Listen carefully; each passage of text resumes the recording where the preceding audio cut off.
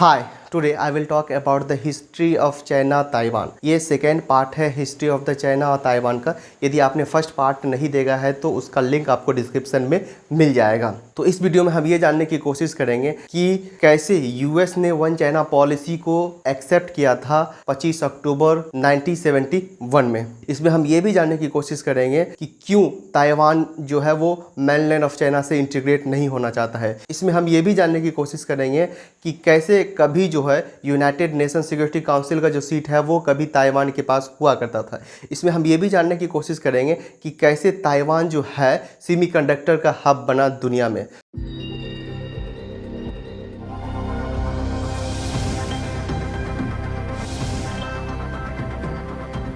So myself Ahmad and once again I welcome to all of you on my channel UPSC Knowledge Network। तो previous video में हमने बात किया कि कैसे जो है सिविल वार जो है चाइना में दो फेज़ में होता है। फर्स्ट फेज़ जो स्टार्ट होता है वो 1927 से स्टार्ट होता है और जो सेकेंड फेज स्टार्ट होता है 1937 से स्टार्ट होता है। जैसे ही जापान जो है वो मंचूरिया पे अटैक करता है and it was the beginning of the second phase of the civil war in the China. उसके बाद हमको पता है कि माओ ज़ेडुंग ने किस तरह से पॉलिटिक्स खेला।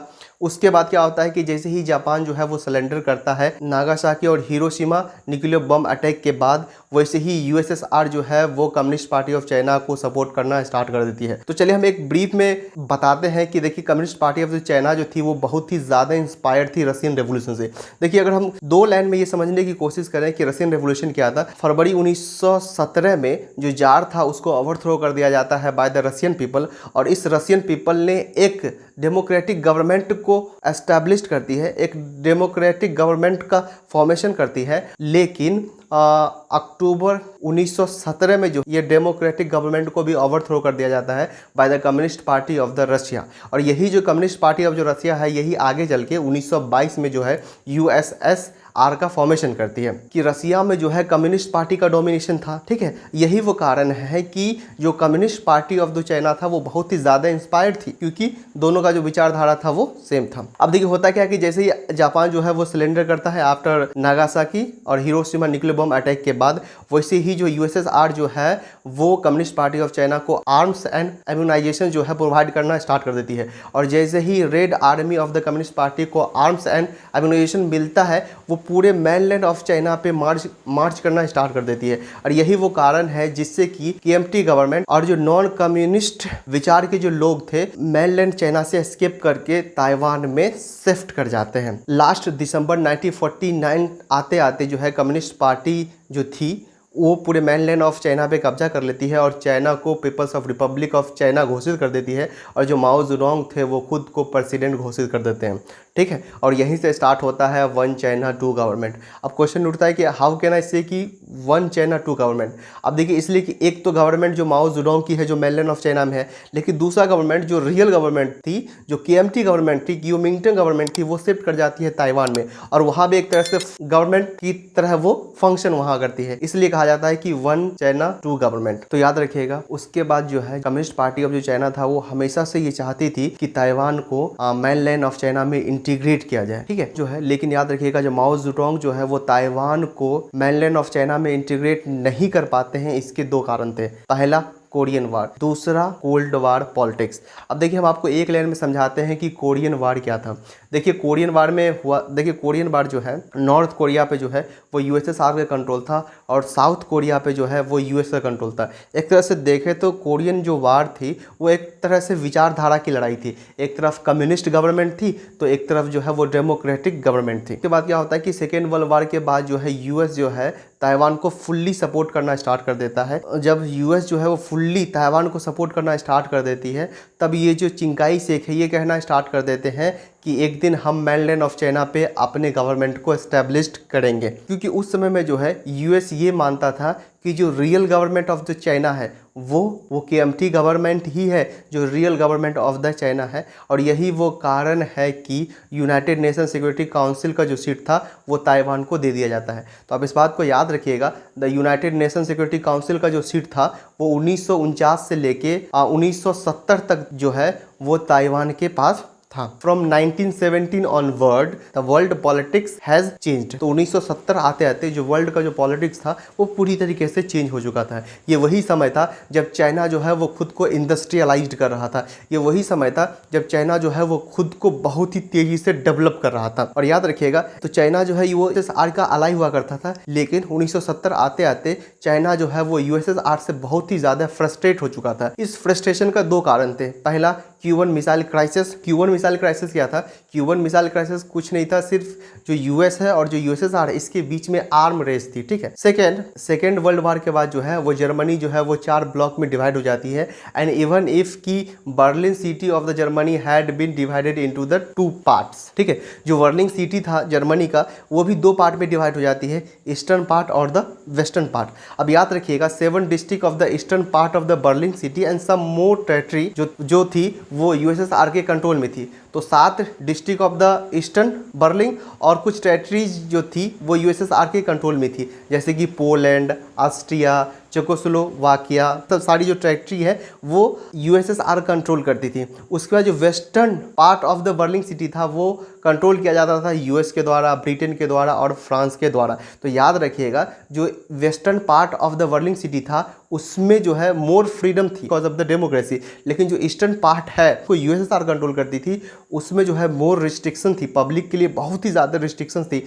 इसका सिंपल सा कारण है कि जो यूएसएसआर है वो इन सारी टेरिटरीज को पुपेट गवर्नमेंट के थ्रू कंट्रोल करती थी। और यही रिस्ट्रिक्शन जो है एक बहुत बड़ी मास मूवमेंट को इंस्टिगेट करती है, जिसको हम प्रागे स्प्रिंग रेवोल्यूशन के नाम से जानते हैं, जो कि 1968 में हुआ था चेकोस्लोवाकिया में, ठीक है। यही वो सारी चीज़ें हैं जिससे जो है चाइना जो है वो बहुत ही ज़्यादा फ्रस्ट्रेट हो चुका था। यही वो कारण है कि चाइना जो है वो यूएसएसआर के एम्बिट से बाहर आना चाहता था। और याद रखिएगा, यही वो समय था जब चाइना जो है वो अमेरिकन इकोनॉमी से बहुत ही ज़्यादा अट्रैक्ट हुआ था। इसका सिंपल सा रीज़न ये है क्योंकि चाइना ये चाहता था कि उसके जो मैन्युफैक्चर्स गुड्स हैं उसे अमेरिकन मार्केट में एक्सेस मिल जाए। यही वो कारण है जिसकी वजह से चाइना जो है वो बहुत ही ज़्यादा अट्रैक्ट था अमेरिकन इकोनॉमी से। तो एक तरफ ये सारी चीज़ हो रही थी कि जो चाइना है वो यूएसएसआर के एम्बिट से बाहर आना चाहती थी, क्योंकि वो चाइना जो है वो बहुत ही ज़्यादा फ्रस्ट्रेट हो चुकी थी। और दूसरी तरफ जो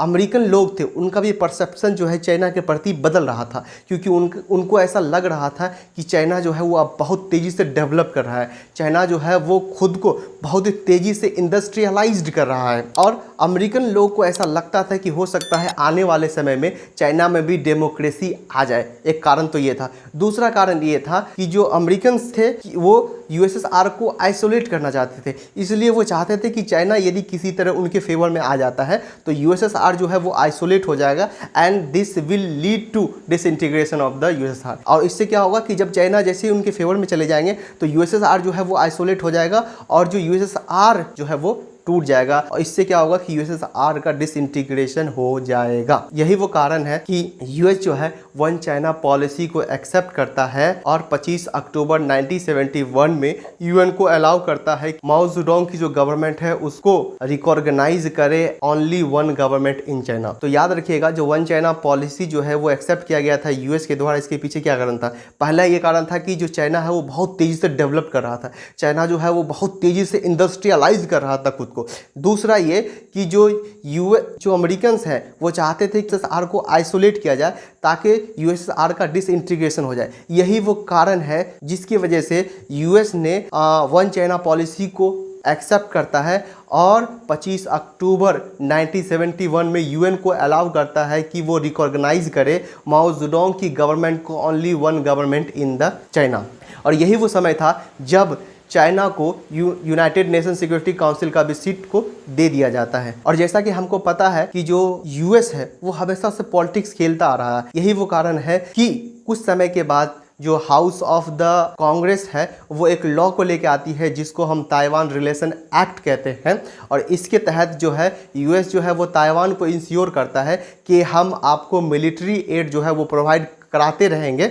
और ये ताइवान को ये भी इंश्योर करता है कि हम आपको एज ए रियल गवर्नमेंट मानते हैं, लेकिन फॉर्मली हम चाइना को रियल गवर्नमेंट मानते हैं। याद रखिएगा, यही वो समय है जब ताइवान जो है वो चारों तरफ से आइसोलेट हो जाता है। याद रखिएगा, जब ताइवान जो है वो चारों तरफ से आइसोलेट हो जाता है तब जो ताइवानीज लोग थे वो ये ऑब्जर्व करना स्टार्ट कर देते हैं, मतलब ऐसा क्या है कि जिसने यूएस को चाइना की तरफ अट्रैक्ट किया। जब इस चीज़ को ऑब्जर्व करना स्टार्ट करते हैं जो ताइवानीज जो लोग थे, तो वो ऑब्जर्व करते हैं कि this is nothing but economical growth. तब उनको ये एहसास होता है, तब ये ऑब्जर्व करते हैं कि ये कुछ नहीं, वो जो चाइना का जो इकोनॉमिकल ग्रोथ है यही वो चीज़ है जिसने यूएस को चाइना की तरफ अट्रैक्ट करता है। और यहीं से जो है ताइवान जो है वो अपने एग्रेरियन इकोनॉमी को ट्रांसफॉर्म करना स्टार्ट करता है इनटू द इंडस्ट्रियलाइज्ड इकोनॉमी। और आज हम ये अच्छी तरीके से जानते हैं कि 63% of the semiconductor of the world जो है ताइवान के द्वारा मैन्युफैक्चर्स किया जाता है। तो याद रखिएगा, जब ताइवान जो है वो आइसोलेट हो गया था चारों तरफ से,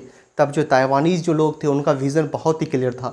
उनको ये अच्छी तरीके से पता था कि जो नेक्स्ट रेवोल्यूशन आने वाला है वो डिजिटल रेवोल्यूशन आने वाला है। और यही वो कारण है कि जो ताइवानीज जो लोग थे वो सेमीकंडक्टर को हार्नेस करना स्टार्ट कर देते हैं। यही वो कारण है कि आज ताइवान को सेमीकंडक्टर का हब माना जाता है दुनिया में। और याद रखिएगा, हकीकत तो यही है कि यही वो चीज़ है जो ताइवानीज लोग थे उनकी किस्मत को बदल दिया। तो याद रखिएगा, जहां एक तरफ ताइवान जो है वो खुद को इंडस्ट्रियलाइज कर रहा था, जहां एक तरफ ताइवान जो है वो खुद को सेमीकंडक्टर का हब बनाने की कोशिश कर रहा था, वहीं दूसरी तरफ जो है चाइना जो है वन चाइना प्रिंसिपल को लेकर आती है। और इस वन चाइना प्रिंसिपल के तहत चाइना चाहता था कि ताइवान को इंटीग्रेट किया जाए मेनलैंड ऑफ चाइना में इकोनॉमिकली। ठीक है, तो याद रखिएगा, वन चाइना प्रिंसिपल के थ्रू चाइना ये चाहता था कि ताइवान को इंटीग्रेट किया जाए मेनलैंड ऑफ चाइना में इकोनॉमिकली, नॉट द पॉलिटिकली। ठीक है, अब क्या होता है कि उस समय में ताइवान जो है वो खुद को डेवलप कर रहा था, वो खुद को इंडस्ट्रियलाइज कर रहा था, खुद को सेमीकंडक्टर का हब बनाने की कोशिश कर रहा था।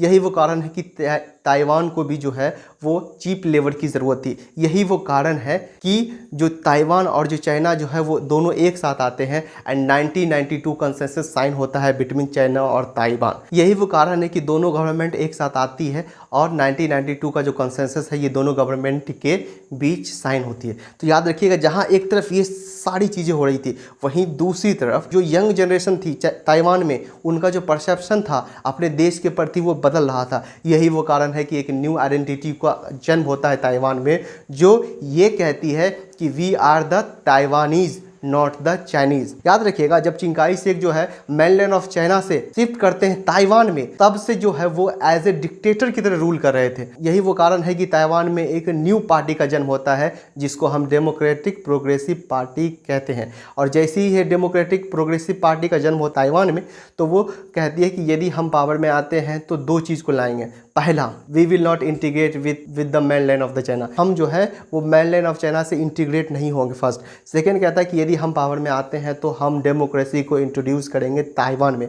और जैसा कि हमने बताया कि जो यंग जनरेशन थी ताइवान की, वो मेनलैंड ऑफ चाइना से इंटीग्रेट नहीं होना चाहती थी। जो यंग जनरेशन थी ताइवान की, वो डेमोक्रेसी की फेवर में थी। यही वो कारण है कि 1996 में जो है वो डेमोक्रेटिक प्रोग्रेसिव पार्टी जो है वो पावर में आती है। और याद रखिएगा, 1996 में जैसे ही डेमोक्रेटिक प्रोग्रेसिव पार्टी जो है वो पावर में आती है, वैसे ही जो 1992 का जो कंसेंसस साइन हुआ था चाइना और ताइवान के बीच में, उसको कैंसिल कर देती है। और जैसे ही 1992 के कंसेंसस को कैंसिल करती है, China started to show military muscles, है ना।